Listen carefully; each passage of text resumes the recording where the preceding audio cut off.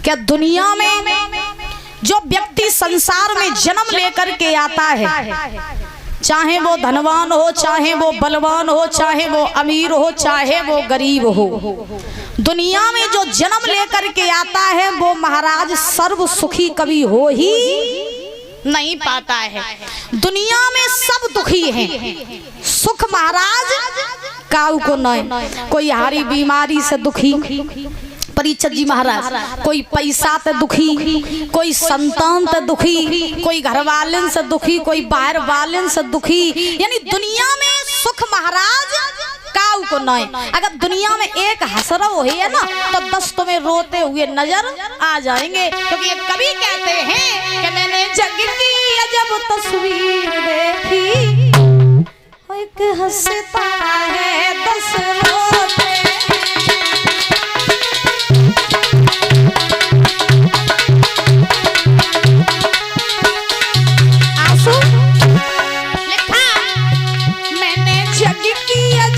तस्वीर देखी, एक हंसता है 10 रोते।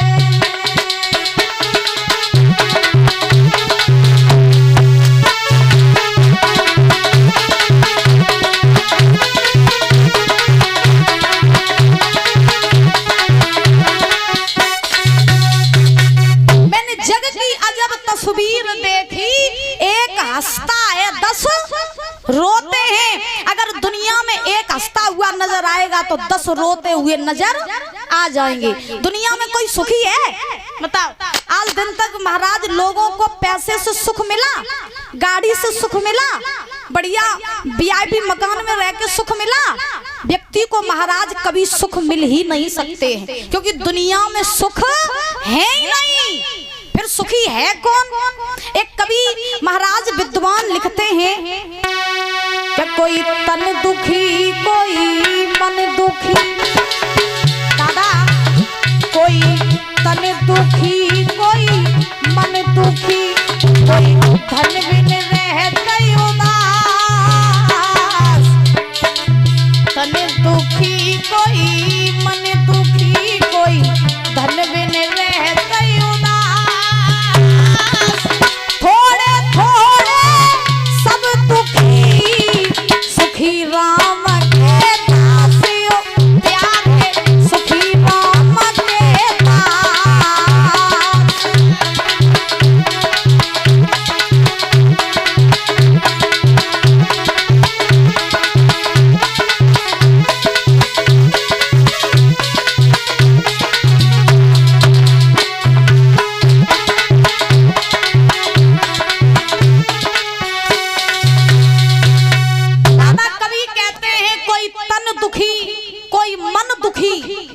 धन बिन रहे तो उदास, और थोड़े थोड़े सब दुखी, सुखी राम के दास।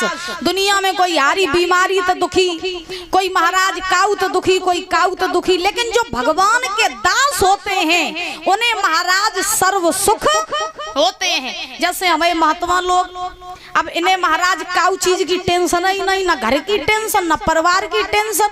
ये तो महाराज भगवान की भक्ति में लीन हो गए और भगवान के दास बन गए। अच्छा, भगवान की मस्ती जिसको चढ़ जाती है फिर वो कैसा हो जाता है? मस्त राम मस्ती में और आग लगे बस्ती में।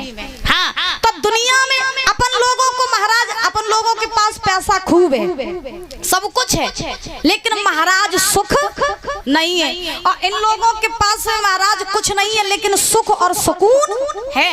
अपन लोग ये सोचोगे सुबह खाना खा के कि शाम को क्या बनेगा, और ये लोग सोचेंगे कि प्रभु जो भी देगा वो हम खा लेंगे। तो महाराज इन लोगों को किसी चीज की टेंशन नहीं होती है। अब फिर चाहे हम हो चाहे आप हो, संसार में हम लोग जितना संसार के पीछे भागेंगे उतना ही दुख हम लोगों के ऊपर आएंगे। दीन कहे धनवान सुखी, धनवान कहे सुख राजा को भारी, और राजा कहे महाराजा सुखी, महाराजा कहे सुख इंद्र को भारी, और इंद्र कहे ब्रह्मा जी सुखी, ब्रह्मा जी कहे सुख विष्णु को भारी। और तुलसीदास विचार करें हरि भजन बिना सब जीव दुखारी। दुनिया में सब दुखी, सुखी को भगवान के भक्त भगवान के दास। वही सुखी है ना, दुनिया में कोई सुखी नजर नहीं आता। फिर चाहे हम होवे भैया चाहे तुम हो, हमारे ऊपर दुख रहा थे। ऐसा थोड़ी नहीं कि हम कथा का तो दुख नहीं आते भैया, हम भी संसार में फंसे तो दुख तो आएंगे ही ना। तो महाराज आज सुखदेव जी समझा रहे हैं राजन परीक्षित। आज क्या हुआ के राजा उत्तानपाद के घर में काउ चीज की कमी नहीं, कमी है तो एक ही बात की कि इनके घर में कोई संतान नहीं है। अब सोचो कि बिना संतान के घर घर नहीं लगता है बल्कि शमशान की तरह लगता है। अब महाराज एक दिन सुनीति जो रहे अपने महलों में बैठी हैं, चिंता में बैठी हैं, रोए रही। अब जब रोए रही तो महाराज अवध के लोग सुनीति को बांझ कहते, राजा उत्तानपाद को निर्वंशिया कहते। अब सोचो कि जिन मैया बाबा के ऊपर बांझ और निर्वंशिया को कलंक लगो हो वे महाराज कैसे जिए, क्योंकि बिना संतान के जीवन जीवन नहीं होता है महाराज। आज मैया सुनीति से जब लोग बांझ कहते हैं तो एक समय की बात है कि मैया सुनीति जो थी महाराज अपने महलों में बैठी बैठी रो रही थी। जब सुनीति रो रही थी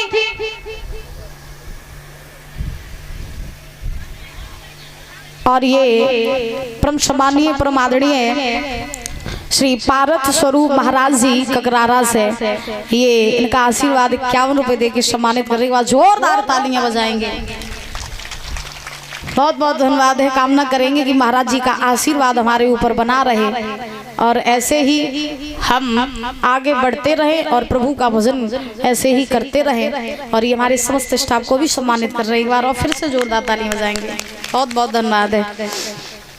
आज क्या हुआ कि मैया सुनीति जो है महाराज रो रही हैं और जब रो रही हैं तो इन सुनीति के पास में एक दासी आ गई। महाराज जब दासी आई तो दासी ने सुनीति को रोता हुआ देखा और जब दासी ने रोता हुआ देखा तो सुनीति से पूछ दिया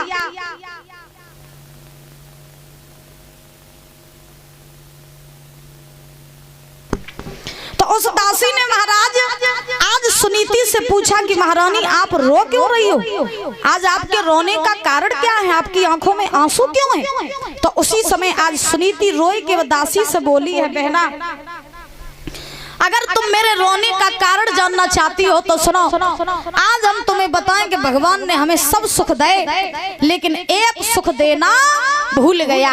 कौन सा सुख? सुना।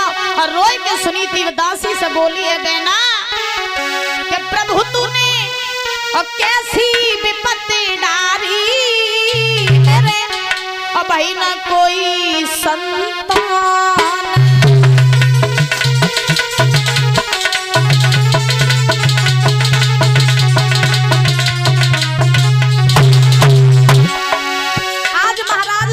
रो रही है और दासी से बोली है, बहन दासी भगवान ने हमें सब सुख दिए लेकिन संतान का सुख देना भूल गया।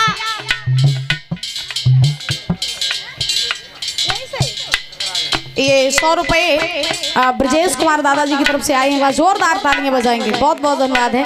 भगवान से कामना करेंगे समाज में पद प्रतिष्ठा बनी रहे, हर मनोकामना पूरी होती रहे, संतान से सुख प्राप्त होता रहे। बोली है आज रानी दासी से, सुना कि प्रभु तूने कैसी विपत्ति डाली मेरे भाई ना कोई संतान।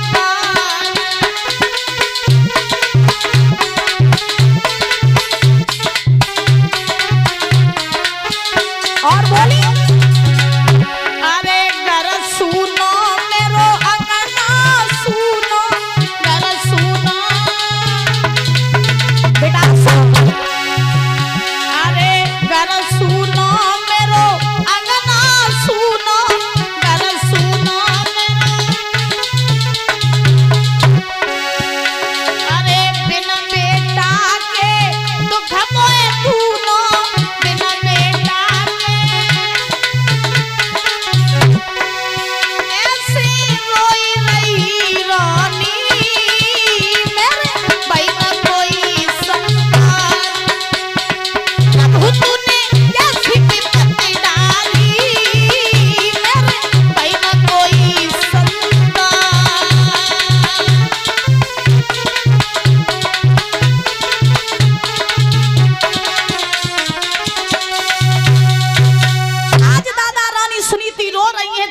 से कहा, दासी रो तो हम इसलिए रहे हैं कि भगवान ने हमें सब सुख दिए, लेकिन संतान का सुख देना भूल गया। अरे बिना संतान के ये घर घर नहीं लगता, शमशान की तरह लगता है। एक बार भगवान मुझे धन दौलत ना देता, मैं गुजारा कर लेती, लेकिन बिना संतान के जीवन जीवन नहीं लगता है। दासी मेरी एक तुमसे विनती है, मेरा एक काम करोगी? दासी ने कहा, बोलो ना महारानी, क्या काम करूं मैं आपका? रानी ने कही, दासी तुम सभा बीच में चली जाओ और सभा बीच में जाए के तुम मेरे महाराज उत्तानपाद को लिवाए ले आओ। दासी ने कही, ठीक है। दासी वहां से चली, राजा उत्तानपाद के पास में परीक्षित जी पहुंची। जब दासी राजा उत्तानपाद के पास पहुंची, जवाब दिया, महाराज आप मेरे साथ चलो, सभा आपको महलों में रानी ने बुलाया। तो राजा उत्तानपाद ने दासी की बात सुनी, घोड़ा पे सवार भये और घोड़ा पे सवार हुए कि राजा आज महलों में आकर के पहुंच गए। महाराज जैसे ही राजा उत्तानपाद आज महलों में पहुंचे, रानी सुनीति ने अपने पति को आता हुआ देखा। परीक्षित जी सुंदर सा पलंग बिछा दिया और अपने पति उत्तानपाद को बैठा लिया। जब रानी सुनीति ने अपने पति को बैठाओ, भीतर से लोटा में जल ले आई, अपने पति को जल पिलाए दो। अब उत्तानपाद ने सुनीति से पूछी, रानी क्या बात है, तुमने सभा बीच में से मुझे क्यों बुलाया, कोई काम है क्या? तो आज रानी सुनीति रोए के राजा उत्तानपाद से बोली है, महाराज आप तो सारा दिन अपने राज्य के कार्यों से व्यस्त रहते हो, लेकिन क्या आपको ये मालूम है कि हमारे घर में कोई संतान नहीं है और बिना संतान के ये घर खाने को दौड़ता है, ये धन दौलत राजपाट ये किस काम का बिना संतान के? महाराज लोग आपसे निर्वंशिया कहते हैं, मुझसे बांझ कहते हैं, मेरा अपमान हो जाए मैं सहन कर लूंगी, लेकिन आपका अपमान मुझसे सहन नहीं होता है। महाराज आप कुछ करो ना, हमारे घर में संतान नहीं, हमारा सम्मान नहीं समाज में, कुछ करो। उत्तानपाद ने कही, करेगा? अब संतान देना न देना ये तो परमात्मा के हाथ की बात है, हम क्या कर सकते हैं? रानी सुनीति बोली, तुम्हें नहीं मालूम महाराज, मेरी बात सुनो कि ये है राजपाट और धन धाम काज और सारे बेकाम दिखाते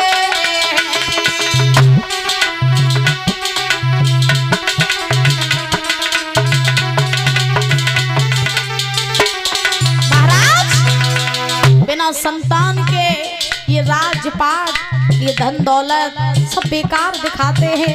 यहाँ ये कुछ भी अच्छा नहीं लगता है बिना संतान के। सुना ना, ये है राजपाट धन धाम काज सारे बेकाम दिखाते हैं, एक पुत्र रतन के बिना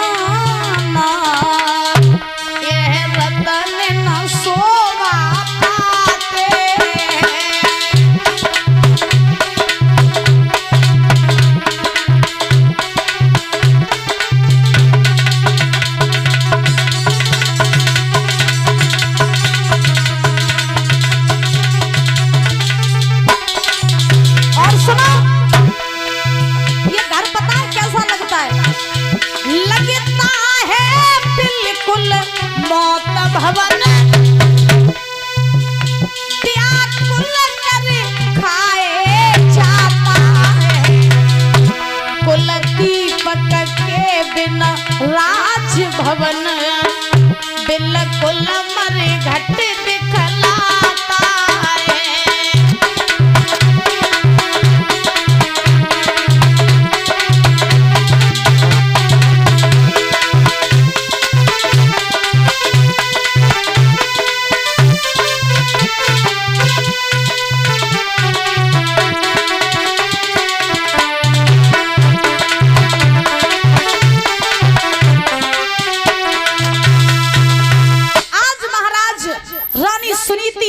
उत्तानपाद से बोली है, महाराज बिना संतान के ये घर मरघट की समान दिखाई देता है, तो आप कुछ करो ना। उत्तानपाद ने कहा, हम क्या ही कर सकते हैं भाई, संतान देना न देना परमात्मा के हाथ की बात है, मैं क्या करूं? रानी सुनीति ने कही, अगर आप बुरो न मानो तो हम आपसे एक बात कहें। तो उत्तानपाद बोले कहा। सुनीति ने कही महाराज ऐसो करो कि हमारे गर्भ से तो काऊ संतान ने जन्म नहीं लो, तो आप मेरी बात मान लो और मेरी बात मान करके आप अपनी दूसरी शादी कर लो। आप जब दूसरी शादी करोगे और जब घर में हमारी छोटी बहन आएगी तो उसके गर्भ से जो संतान जन्म लेगी उससे आपका जो वंश है वो भी आगे बढ़ जाएगा और आपके ऊपर जो लोग आपसे निर्वंशिया कहते हैं ये कलंक भी हट जाएगा। इसलिए आप दूसरी शादी कर लो। जो महाराज दूसरी शादी की बात कही, राजा उत्तानपाद ने कही रानी क्या कह रही हो? अपने हाथन से अपने पैन में कुल्हाड़ी मारो चाह रही हो? तुम क्या कह रही हो? तुम्हें होश है? तुम दूसरी शादी की बात कर रही हो रानी। दूसरी शादी यानी तुम्हारी सौत, और तुम सौत को बुलाना चाह रही हो? सौत को? अरे तुम्हें नहीं मालूम है रानी, मौत आ जाए बढ़िया है लेकिन सौत आ जाए तो बढ़िया नहीं है। मौत आई है तो एक ही बार आई और संग लेके चली जाइए, और सौत आई तो छाती दिन रात जलाइए महाराज, छाती पे हो रहा भूंजत रहिए। तो सौत महाराज अच्छी नहीं है। अम्मा का बात नींद आ रही का? क्या नाम? कहाँ से? नंगला उम्मीद। ये सौरभ नंगला उम्मेद सनी की तरफ से ये 100 रुपए आए हैं। बहुत बहुत धन्यवाद है। भगवान से कामना करेंगे सुख शांति प्रदान होती है, धन के भंडार भरे रहे। बोले गोविंद भगवान की। राजा उत्तानपाद आज सुनीति से कह रहे हैं क्या रानी तुम दूसरी शादी की बात कर रही हो? अरे तुम्हें नहीं मालूम है जिस घर में 2 नारियां होती हैं उस घर में 2 नालियां बहती हैं जो कभी भी एक धार पे बह नहीं सकती हैं। मेरी बात मानो तो तुम मेरी दूसरी शादी न करवाओ। अरे घर की भी बर्बादी हो जाएगी, तेरी भी आबादी हो जाएगी, इसलिए मेरी बात सुन, दूसरी शादी मत करवाओ मेरी। राजा उत्तानपाद आज रानी सुनीति से बोले सुना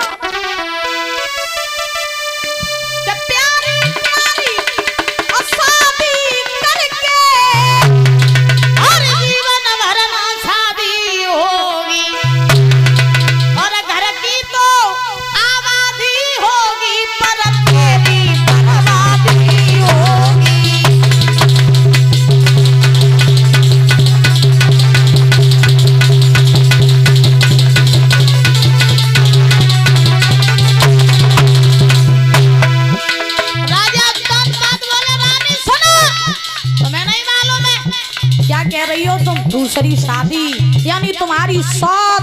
अरे तुम्हें नहीं मालूम है अगर तुम्हारे घर में सौत आ गई तो तुम्हारी भी बर्बादी और घर की आबादी। तुम अपने ही हाथों से गड्ढा में गिरो जा रही हो हैं? क्यों अम्मा? सौत बढ़िया है नहीं है? उत्तानपाद बोले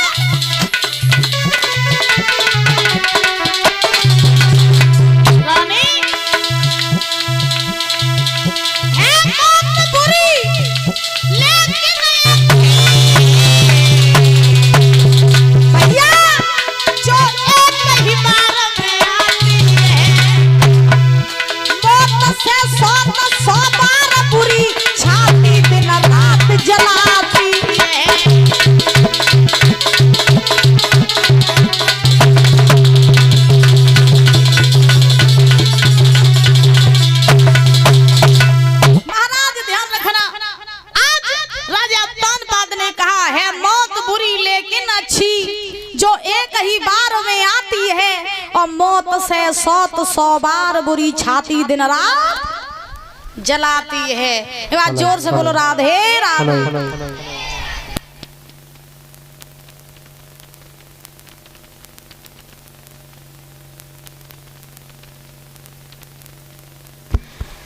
बोलिए वृंदावन बिहारी लाल की।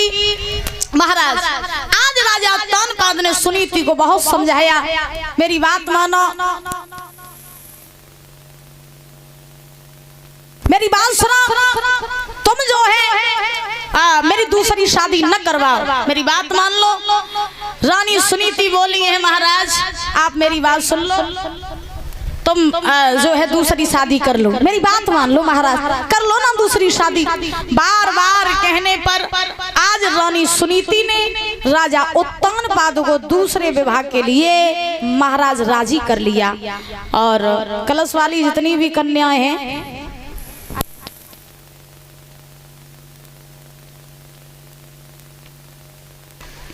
कलश वाली जितनी भी कन्याएं हैं वो सब बाहर निकल के आ जाओ। तो वजीफा आइयो।